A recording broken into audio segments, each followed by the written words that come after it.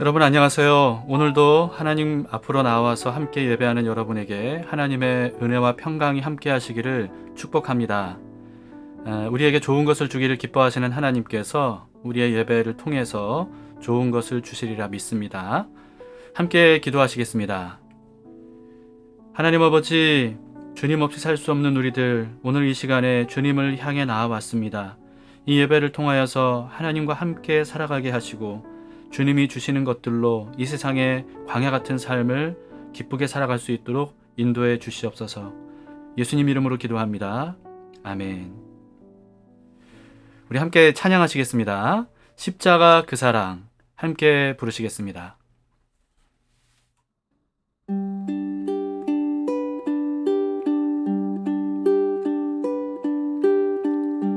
십자가 그 사랑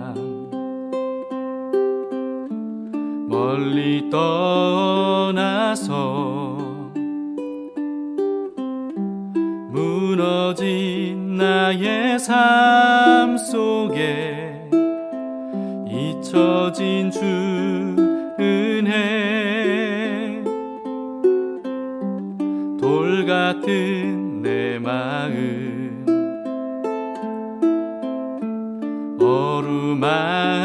어루만지사 다시 일으켜 세우신 주를 사랑합니다. 주 나를 보아시고 날 붙드시리. 나는 보배롭고 존귀한 주님의 자녀라. 주 너를 보아시고 널 붙드시리. 너는 보배롭고 존귀한 주의 자녀라.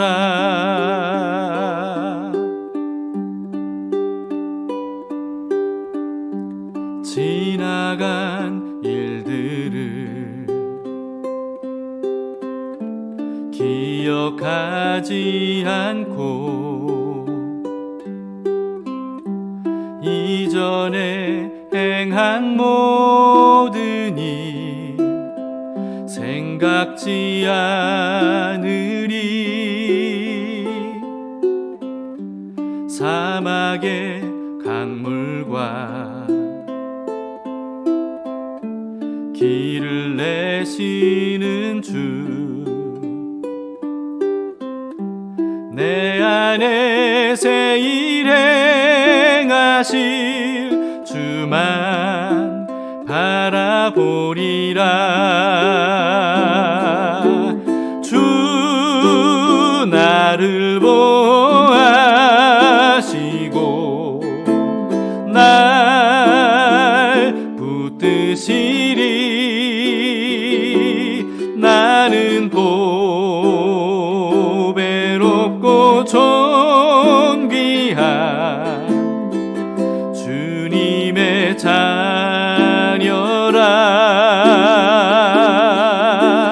주 너를 보아시고 널 붙드시리. 너는 보배롭고 존귀한 주의 자녀라.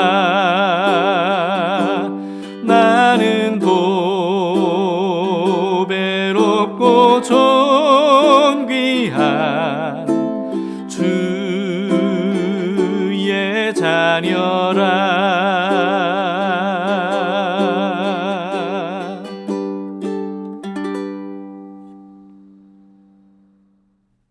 오늘 하나님의 말씀은 사사기 6장 11절에서 24절 말씀입니다. 미디안 때문에 고통을 당하는 이스라엘의 부르짖음에 하나님께서 응답해 주셔서 기드온을 사사로 부르시는 내용입니다. 여호와의 사자가 아비에셀 사람 요아스에게 속한 오브라에 이르러 상수리 나무 아래에 앉으니라. 마침 요아스의 아들 기드온이 미디안 사람에게 알리지 아니하려 하여 밀을 포도주 틀에서 타작하더니 여호와의 사자가 기드온에게 나타나 이르되 큰 용사여, 여호와께서 너와 함께 계시도다. 나의 주여, 여호와께서 우리와 함께 계시면 어찌하여 이 모든 일이 우리에게 일어났나이까? 또 우리 조상들이 일찍이 우리에게 이르기를 여호와께서 우리를 애굽에서 올라오게 하신 것이 아니냐 한 그 모든 이적이 어디 있나이까? 이제 여호와께서 우리를 버리사 미디안의 손에 우리를 넘겨주셨나이다. 너는 가서 이 너의 힘으로 이스라엘을 미디안의 손에서 구원하라. 내가 너를 보낸 것이 아니냐. 오 주여, 내가 무엇으로 이스라엘을 구원하리이까? 보소서, 나의 집은 므낫세 중에 극히 약하고 나는 내 아버지 집에서 가장 작은 자니이다. 내가 반드시 너와 함께 하리니 내가 미디안 사람 치기를 한 사람을 치듯 하리라. 만일 내가 주께 은혜를 얻었사오면 나와 말씀하신 이가 주 되시는 표징을 내게 보이소서. 내가 예물을 가지고 다시 주께로 와서 그것을 주 앞에 드리기까지 이곳을 떠나지 마시기를 원하나이다. 내가 너 돌아올 때까지 머무르리라. 기드온이 가서 염소 새끼 하나를 준비하고 가루 한 해바로 무교병을 만들고 고기를 소쿠리에 담고 국을 양푼에 담아 상수리 나무 아래 그에게로 가져다가 드리매 하나님의 사자가 그에게 이르되 고기와 무교병을 가져다가 이 바위 위에 놓고 국을 부으라. 하니 기드온이 그대로 하니라. 여호와의 사자가 손에 잡은 지팡이 끝을 내밀어 고기와 무교병에 대니 불이 바위에서 나와 고기와 무교병을 살랐고 여호와의 사자는 떠나서 보이지 아니한지라. 기드온이 그가 여호와의 사자인 줄을 알고 이르되 슬프도소이다. 주 여호와여, 내가 여호와의 사자를 대면하여 보았나이다. 너는 안심하라. 두려워하지 말라. 죽지 아니하리라 하시니라. 기드온이 여호와를 위하여 거기서 제단을 쌓고 그것을 여호와 살롬이라 하였더라. 그것이 오늘까지 아비에셀 사람에게 속한 오브라에 있더라. 그동안 우리가 사사기를 통해서 만났던 온니엘, 에훗, 드보라 이런 사사들은 하나님에 대한 순전한 믿음을 가지고 있었던 사람들 아닙니까? 그런데 오늘 본문의 기드온부터는요, 사사들조차도 그 신앙 상태가 굉장히 안 좋다는 것을 우리가 보게 됩니다. 순전한 믿음을 가진 사람이 이스라엘에 그만큼 희귀해졌다는 뜻이에요. 이스라엘의 영적 상태가 전체가 다 안 좋아졌다는 것을 우리가 볼 수 있는 거죠. 이전 사사들과는 달리 기드온을 하나님께서 사사로 부르시는 그 상황이 상세하게 묘사가 됩니다. 전혀 순종할 마음이 없었던 기드온이었기 때문에 하나님의 설득하는 과정이 필요했던 것으로 보여요. 11절을 보시겠습니다. 여호와의 사자가 아비에셀 사람 요아스에게 속한 오브라에 이르러 상수리 나무 아래에 앉으니라. 마침 요아스의 아들 기드온이 미디안 사람에게 알리지 아니하려 하여 밀을 포도주 틀에서 타작하더니 어제 봤듯이 이전과는 달리 하나님께서 선지자를 먼저 보내셨었죠. 그런데 오늘 본문도요, 좀 이전과는 달리 하나님께서 기드온에게 여호와의 사자를 보내셨다고 말씀하고 있습니다. 그런데 여호와의 사자가 상수리 나무 아래에 앉으니라 이렇게 표현되어 있습니다. 그러니까 어떤 천사가 아니었던 거예요. 사람의 모습이었던 겁니다. 기드온도 사람과 대화하듯이 그렇게 하나님의 사자와 별 부담 없이 대화를 시작하는 것을 보게 되는데요. 여기서 여호와의 사자의 정체가 뭐겠습니까? 누구겠습니까? 천사라고 우리가 생각해 볼 수 있지만 그러나 16절과 27절에서는요. 여호와의 사자가 계속 기드온에게 말씀하셨다고 얘기하다가 여호와께서 기드온에게 말씀하신 것으로 그렇게 바뀝니다. 그러니까 오늘 본문을 통해서 우리는 여호와의 사자가 사람의 모습으로 나타나신 하나님이심을 알 수가 있죠. 이와 같이 구약 성경에는 하나님께서 사람의 모습으로 나타났다라고 하는 그런 장면들이 여러 군데 보이게 됩니다. 그런데 사람의 모습으로 나타나신 하나님, 여러분 근데 성자 하나님과 성령 하나님은 눈으로 보이는 분이 아니죠. 그리고 볼 수 없는 분이죠. 그런데 사람이 볼 수 있는 모습으로 오신 하나님, 그분은 바로 성자 하나님이신 그리스도 예수이십니다. 고린도 후서 4장 4절, 골로새서 1장 15절, 히브리서 13장에서는 예수님은 보이지 않는 하나님의 보이는 형상이다, 이렇게 말씀하고 있어요. 그러니까 예수님은 우리가 눈으로 볼 수 없는 하나님을 눈으로 볼 수 있는 모습으로 나타나신 하나님이시다 라고 하는 거죠. 그런데 여러분, 구약 시대는 예수님이 탄생하시기도 전이지 않습니까? 그런데 어떻게 구약 성경에 예수님이 나타날 수 있는 거죠? 구약의 사람의 모습으로 나타나신 하나님은 정확히 말하자면 부활하신 예수님이라고 봐야 될 것 같아요. 시간과 공간 안으로 탄생하셨던 예수님은요, 부활하신 이후에 시간과 공간을 또다시 초월하시는 분으로 하나님 보좌 우편에 앉으십니다. 영원한 세계로 승천하신 거죠. 부활하신 예수님은 분명히 몸을 가지신 분이라는 것을 제자들에게 보여주셨고 만져보도록 또 하셨습니다. 그럼에도 불구하고 제자들에게 시간과 공간을 초월하는 분이라는 것을 또 많이 보여주셨죠. 그리고 수많은 제자들이 보는 앞에서 몸을 가지신 채로 하늘로 올라가셨습니다. 그럼으로써 지금도 살아계신 예수님께서 몸으로 살아계신다는 것을 우리는 알 수가 있습니다. 그런 것처럼 우리도 예수님처럼 부활할 때 이와 같이 시간과 공간을 초월하는 몸으로 부활하게 될 것을 우리는 생각할 수 있어요. 예수님께서 부활하신 이후에 이제 시간과 공간의 제약을 받지 않기 때문에요, 구약 시대에도 얼마든지 부활하신 몸으로 사람들에게 나타나실 수 있었던 겁니다.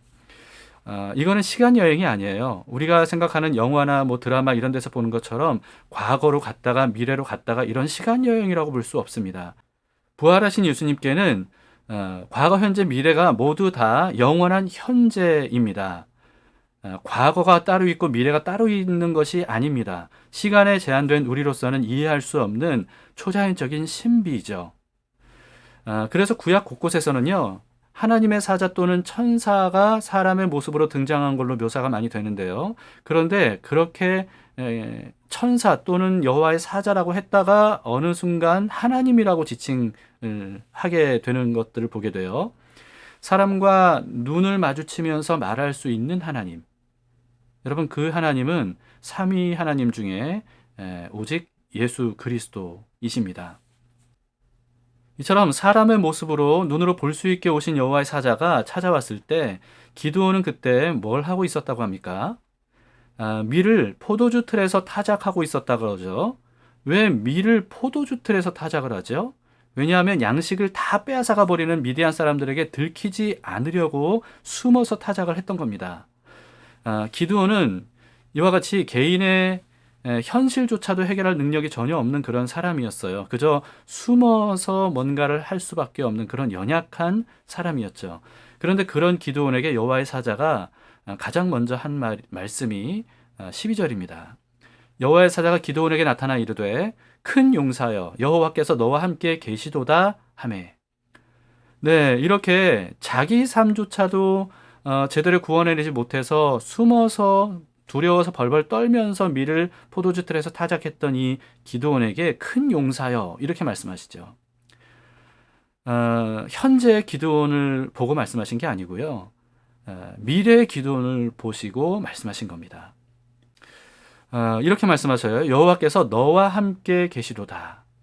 이 말씀을 들은 기드온의 반응이 어땠습니까? 13절을 보시겠습니다.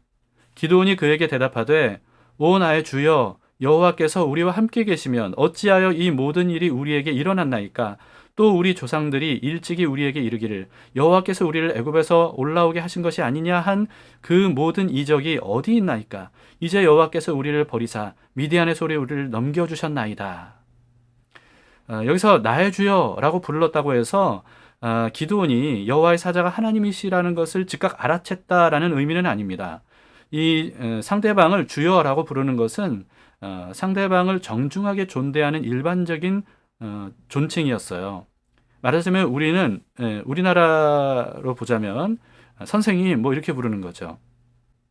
기드온은 여호와의 사자가 여호와께서 너와 함께 계신다라고 하는 말씀을 듣고 이렇게 반박을 합니다. 여호와께서 우리와 함께 계신다면 왜 우리가 이런 어려움을 당하는 겁니까? 이집트에서 우리 민족을 구원해 주셨다는 것을 들었는데 그때 그렇게 놀랍게 기적을 베풀어 주신 하나님이 지금은 어디에 계시는 겁니까? 뭘 하고 계시는 겁니까? 지금의 상황을 보세요. 하나님이 우리와 함께 하시지 않는다는 증거 아닙니까? 하나님이 우리를 버리신 것입니다. 이게 바로 증거예요. 우리가 지금 이렇게 살고 있는 거. 이러면서 따지는 겁니다. 하나님께 원망을 하는 것이죠. 여러분, 하나님께 원망하는 것은 이 모든 상황의 책임을 하나님께 전가하는 것입니다. 여러분, 그러나 고난의 현실은요, 하나님께서 함께 하시지 않는다는 증거가 아닙니다. 하나님께서 버리셨다는 증거가 아니에요. 우리가 세상에서 당하는 고난의 현실은요, 세상의 죄악이 가득한 증거일 뿐입니다. 그리고 사람들이 하나님을 버렸다는 증거예요. 하나님이 우리를 버리셨다는 증거가 아닙니다. 그런데 상황을 통해서 하나님이 우리를 버리셨고 우리와 함께 하시지 않는다라고 하는 이런 생각은요, 하나님에게 책임을 전가하고 하나님께 원망을 하도록 만드는 사탄의 거짓말이에요. 이 거짓말에 속아서는 안 됩니다. 하나님과 우리의 관계를 사탄이 이간질함으로써 우리가 하나님께 등을 돌리도록 만들려고 하는 거예요. 그렇게 해야만 하나님과 떨어진 우리들을 사탄이 마음대로 부릴 수 있기 때문이죠. 기드온은 하나님을 이와 같이 잘 모르는 사람이었습니다. 이 상황이 죄 때문이라는 것을 깨닫지 못하고 죄에 대해 회개하지는 않고 오히려 이 모든 것을 하나님 탓으로 돌리죠. 왜 하나님께서 이스라엘을 미디안의 손에서 구원해 주시지 않느냐? 왜 버려두시느냐? 이런 기드온의 말에 여호와의 사자가 정말 당황스러운 말씀을 하십니다. 14절을 보세요. 여호와께서 그를 향하여 이르시되 너는 가서 이 너의 힘으로 이스라엘을 미디안의 손에서 구원하라. 내가 너를 보낸 것이 아니냐 하시니라. 왜 이스라엘을 미디안의 손에서 구원해 주시지 않습니까? 라고 하는 이런 불평에 그래서 내가 너를 통해서 이스라엘을 구원하려고 왔다. 이렇게 말씀하시는 거죠. 너를 통해서 그 일을 하고 싶다. 라고 하시는 겁니다. 힘들고 어려운 상황에 불평하는 사람들은 많아요. 그런데요, 자발적으로 나서서 헌신하는 사람은 별로 없습니다. 교회에 여러 가지 빈틈과 허점이 보일 때가 많이 있죠. 어느 교회나 그런 빈틈, 허점 다 있지 않습니까? 큰 교회든 작은 교회든. 물론 작은 교회가 빈틈과 허점이 훨씬 더 많겠죠. 그런데 그런 것들을 보는 성도들이 우리 교회는 왜 이래? 이런 것도 안 돼. 이것도 없어.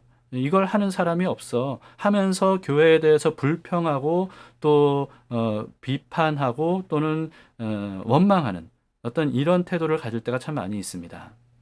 그런데요, 그 사람의 눈에 교회의 그런 허점과 어떤 빈틈이 보이는 것, 여러분, 이것이 바로 하나님의 부르심이에요. 그게 바로 그런 것이 보인 사람의 사명입니다. 예를 들면 이런 거죠. 이 교회는 왜 이렇게 지저분한 거야? 교회가 엉망이네. 여러분, 이런 생각이 드십니까? 그러면 그 생각을 바꾸셔야 돼요. 이 교회는 청소할 사람이 필요한 거구나. 하나님께서 나를 이 교회에 보내신 이유가 있었네. 이렇게 생각해야 되는 것이죠. 비판과 불평하는 사람들이 교회에 가득하면 어떤 교회가 되겠어요? 생각해 보세요. 어떤 교회가 되겠습니까? 반면에 교회의 부족한 부분을 발견할 때 그 부족한 부분을 채우기 위해서 자발적으로 헌신하는 사람들이 많은 교회, 여러분, 그런 교회는 또 어떤 교회가 되겠습니까? 아름다운 교회가 되기를 바라십니까? 그렇다면 교회의 빈틈과 허점이 보일 때 여러분 헌신해 주시기 바랍니다. 하나님께서 여러분들을 눈을 떠서 그 허점을 보게 하신 거예요. 바로 그 자리에 너를 보낸다 라고 하시는 하나님의 부르심인 거죠. 그러니까 여러분, 용기를 내서 하나님의 부르심에 헌신해 주시기를 부탁을 드립니다. 만약에 그런 헌신할 마음이 없다면 비판을 삼가해 주시기를 바랍니다. 네, 불평 원망하는 기드온에게 정말 예상하지 못한 말씀을 하신 그 말씀에 기드온은 정말 당황한 것 같아요. 15절을 보시면 기드온의 반응을 볼 수 있습니다. 그러나 기드온이 그에게 대답하되 오 주여 내가 무엇으로 이스라엘을 구원하리이까 보소서 나의 집은 므낫세 중에 극히 약하고 나는 내 아버지 집에서 가장 작은 자니이다 하니. 자 여러분 온니엘 에훗 드보라 여러분 이런 사람들은요 정말 믿음으로 아무것도 가지지 않은 상태에서 부족하고 연약한 여러 가지 상태였음에도 불구하고 믿음으로 반응해서 이스라엘의 사사로 많은 사람들에게 큰 영향을 끼쳤습니다. 그런데 오늘 기드온의 모습은 이전의 사사들과는 좀 다르죠. 하나님께서 모세를 떨기나무 아래에서 부르셨을 때 모세의 반응과 비슷합니다. 이런 거예요. 하나님 저를 보세요. 저는 그런 인물이 못 되잖아요. 저는 흙수저예요. 저를 도와줄 사람도 없어요. 저를 따를 사람이 누가 있습니까? 그리고 저는 건강도 안 좋아요. 돈도 없어요. 직장도 변변치 않아요. 학력도 내놓을 게 없어요. 사람들 앞에 제가 뭘 내세워서 그런 일을 하겠습니까? 그렇게 말하는 겁니다. 여러분, 하나님의 부르심을 거부하는 사람들의 이 공통적인 특징이 바로 이런 핑계예요. 하나님은 자신의 처지에 집중되어 있는 기드온에게 이렇게 말씀하십니다. 16절을 보세요. 여호와께서 그에게 이르시되 내가 반드시 너와 함께 하리니 네가 미디안 사람 치기를 한 사람 치듯 하리라 하시니라. 기드온은 말씀드렸죠. 하나님 저의 처지를 보세요. 저는 제 하나의 문제도 간수하기 어려운 사람입니다. 그런 제가 무슨 이스라엘의 구원자가 됩니까? 어떻게 미디안을 싸워서 이길 수가 있겠습니까? 제 처지 상태를 몰라서 그러시는 거예요. 그런데 하나님께서 말씀하시는 거예요. 너의 상태와 처지를 몰라서 널 부르는 게 아니다. 너를 너무나 잘 알기 때문에 너를 찾아온 거야. 너에게는 내가 필요해. 내가 너와 함께 하겠다. 그러면 너의 약점과 상관없이 너는 미디안 사람들에게서 이스라엘을 구원하는 구원자가 될 거야. 큰 용사가 될 거야. 이렇게 말씀하시는 거죠. 그 말씀을 들은 기드온은요, 아마 이런 생각이 들었을 거예요. 아니 도대체 이 사람이 누군데 나한테 이런 말을 하는 거지? 당신 도대체 누구야? 이런 생각이 들었을 거예요. 당신이 하나님이라도 돼? 아마 이런 생각이 들었을 겁니다. 그래서 기드온은요, 여호와의 사자에게 누군지 표징을 보여달라고 요청합니다. 이때도 여전히 기드온은 여호와의 사자가 하나님이라는 것을 몰랐고요. 그리고 하나님이라는 것을 모르는 정도가 아니라 여호와의 사자라는 것 자체도 몰랐습니다. 17절을 보세요. 기드온이 그에게 대답하되 만일 내가 주께 은혜를 얻었사오면 나와 말씀하시니가 주 되시는 표징을 내게 보이소서. 그러면서 무교병하고 또 염소 고기하고 국을 가지고 와서요. 상수리 나무 아래에서 여호와의 사자에게 드립니다. 여호와의 사자가 기드온에게 말하는데요. 고기와 무교병을 바위 위에 올려놓고 그 위에 국을 부으라 해서 기드온이 그대로 합니다. 도대체 왜 이런 걸 시키나 아마 생각했겠죠. 국은 드시라고 가지고 왔는데 그거를 바위 위에 다 올려놓고 부으라는 거예요. 그렇게 했을 때 여호와의 사자가 지팡이를 내밀어서 고기하고 무교병에 대니까요. 삽시간에 바위에서 불이 나와서 그 위에 있는 것들을 마치 재물을 태우듯이 그렇게 완전히 태워버립니다. 그리고는 그 순간에 여호와의 사자가 기드온의 눈앞에서 사라져버리죠. 기드온은요, 자신의 눈앞에서 펼쳐진 이런 놀라운 광경 때문에 깜짝 놀랐습니다. 그리고는 그제서야 여호와의 사자를 만났다는 것을 깨닫고 두려워하게 돼요. 22절을 보세요. 기드온이 그가 여호와의 사자인 줄을 알고 이르되 슬프도소이다 주 여호와여 내가 여호와의 사자를 대면하여 보았나이다. 눈에 보이던 여호와의 사자는 사라졌는데도 불구하고 이렇게 두려워하면서 벌벌 떨고 있는 기드온에게 여호와께서 말씀하셨다고 해요. 23절입니다. 여호와께서 그에게 이르시되 너는 안심하라 두려워하지 말라 죽지 아니하리라 하시니라. 사람으로 오신 예수님은요, 죄인이 직접 만나도 죽지 않는 모습으로 오신 하나님이십니다. 오히려 예수님을 직접 만난 사람들은 어땠죠? 사복음서 기록을 우리가 잘 아시죠? 여러분, 예수님을 만난 사람들은요, 질병이 있었던 사람, 불구가 있었던 사람도 나았습니다. 심지어는 죽었던 사람도 나았어요. 눈으로 볼 수 있게 오신 예수님, 그분을 만나는 사람이 죽는 게 아니라 오히려 죽을 사람도 살아났던 거예요. 여러분, 예수님은 우리를 치유하시고 살리려고 오신 분입니다. 그래서 예수님께서 요한복음 12장 47절에서 이렇게 말씀하셨습니다. 사람이 내 말을 듣고 지키지 아니할지라도 내가 그를 심판하지 아니하노라. 내가 온 것은 세상을 심판하려 함이 아니요 세상을 구원하려 함이로라. 이렇게 말씀하셨죠. 여러분, 이 예수님, 여호와의 사자를 만난 기드온이 이전에는 영혼이 거의 죽어서 하나님이 누군지도 모르고 하나님이 행하신 일이 뭔지도 모르고 죄도 깨닫지 못하고 회개할 줄도 모르고 그저 하나님을 원망하고 탓하기만 했던 이 기드온에게 생명이 불어넣어지게 되는 것 같아요. 기드온이 달라집니다. 24절을 보세요. 기드온이 여호와를 위하여 거기서 제단을 쌓고 그것을 여호와 샬롬이라 하였더라. 그것이 오늘까지 아비에셀 사람에게 속한 오브라에 있더라. 하나님에 대한 불평과 원망으로 가득 차 있었던 기드온. 그래서 삶의 기쁨도 소망도 없었던 기드온. 그저 두려움으로 전전긍긍하면서 숨어 살았던 기드온. 살아 있었지만 죽은 것처럼 살았던 기드온. 그런데 그 기드온이 제단을 쌓고 그 이름을 여호와 샬롬, 하나님은 평화의 하나님이시다 라고 하는 이름을 붙였습니다. 기드온이 달라진 거예요. 조금씩 하나님을 믿기 시작한 것이고 하나님의 생명이 그리고 하나님으로 인한 소망이 기드온 안에 들어갔음을 우리가 보게 됩니다. 여러분, 흔히 믿음도 하나님이 주시는 선물이라고 말을 합니다.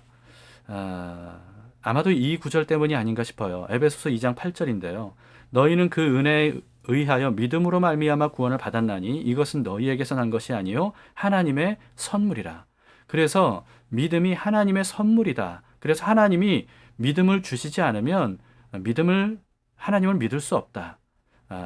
그렇게 생각하시는 것 같습니다. 그러나 여러분, 이 말씀은요, 믿음이 하나님의 선물이라는 뜻이 아니고요, 믿기만 하면 은혜로 주시는 구원이 하나님의 선물이다. 이런 뜻입니다.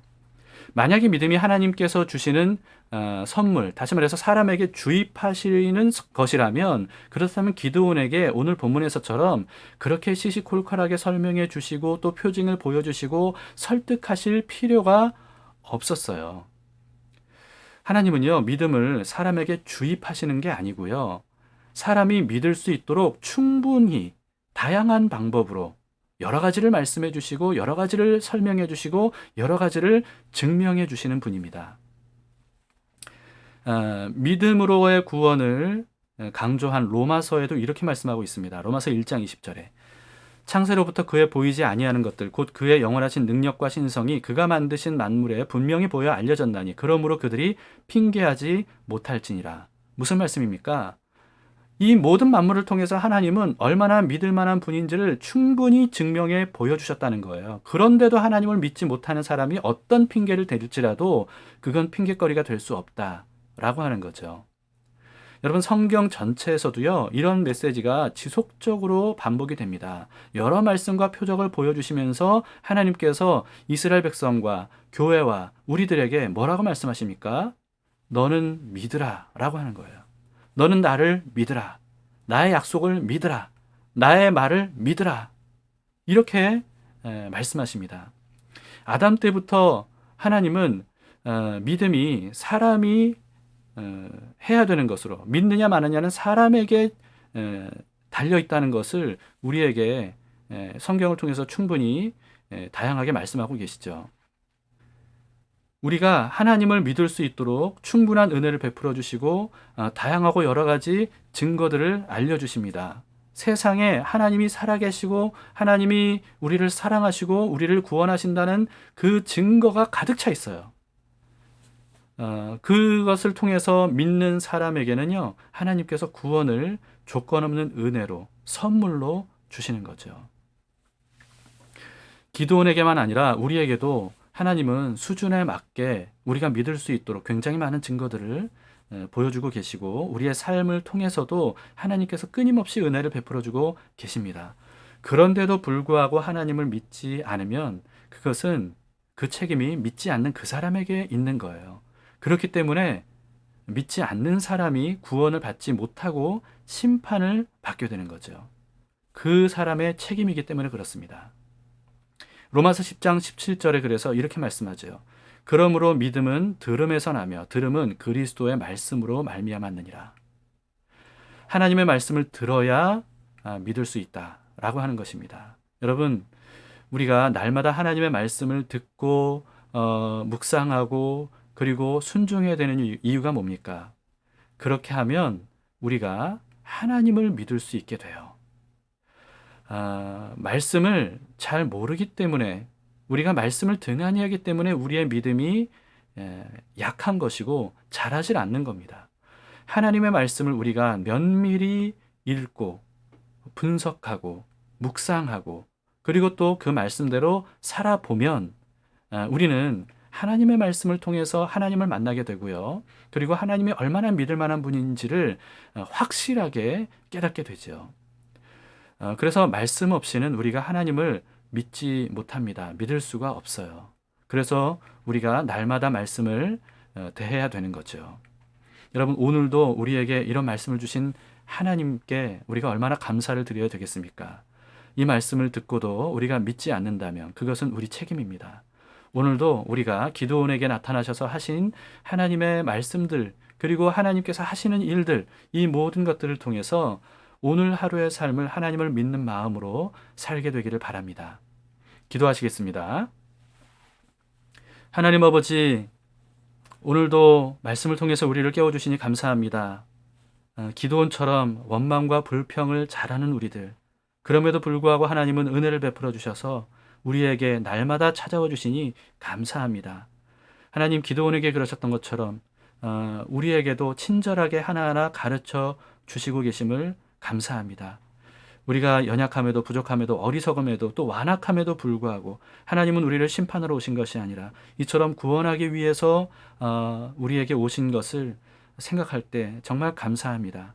오늘 하루도 주님을 생각하면서 우리와 함께 하시는 주님을 바라보면서 살기를 원합니다. 하나님을 더 알아갈 수 있도록 도우시고 하나님과 함께 살아가는 것이 얼마나 놀라운 은혜인지를 깨달으며 주님을 믿는 마음으로 하루하루 살아갈 수 있도록 인도해 주시옵소서. 감사하며 예수님 이름으로 기도합니다. 아멘. 네, 여러분 오늘 말씀을 생각하시면서 여러분들이 직접 기도하심으로 하나님 앞으로 나아가시기를 바랍니다. 하나님께서 기뻐하십니다. 우리를 사랑하시는 하나님, 오늘도 우리 가까이 찾아오셨습니다. 하나님과 함께 동행하는 복된 날 되시기를 축복합니다.